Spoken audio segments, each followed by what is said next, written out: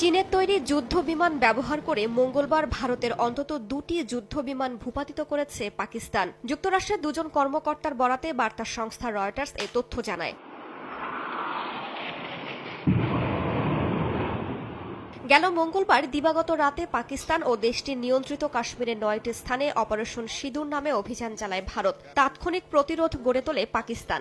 সেই রাতে ভারতের ৫টি যুদ্ধবিমান ধ্বংসের দাবি করে ইসলামাবাদ, যদিও নিজেদের যুদ্ধবিমান হারানোর কথা স্বীকার করেনি ভারত।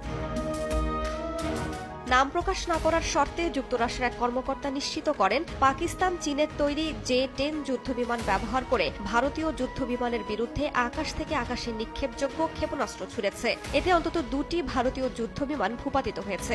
যুক্তরাষ্ট্রের আরেক কর্মকর্তা বলেন, ভূপাতিত করা ভারতীয় যুদ্ধবিমানগুলোর মধ্যে অন্তত একটি ছিল ফ্রান্সের তৈরি রাফাল। তবে ভারতের যুদ্ধবিমান ভূপাতিত করতে পাকিস্তানের হাতে থাকা F-16 যুদ্ধবিমান ব্যবহার করা হয়নি বলে উভয় মার্কিন কর্মকর্তাই নিশ্চিত করেন।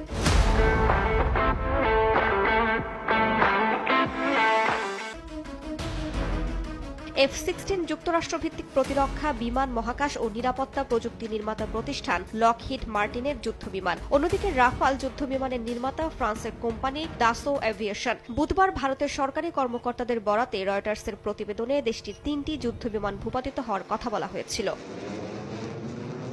এদিকে পাকিস্তানের প্রতিরক্ষা মন্ত্রী খাজা মুহাম্মদ আসিফও বৃহস্পতিবার রয়টার্সকে জানান, ফ্রান্সের তৈরি 3টি রাফাল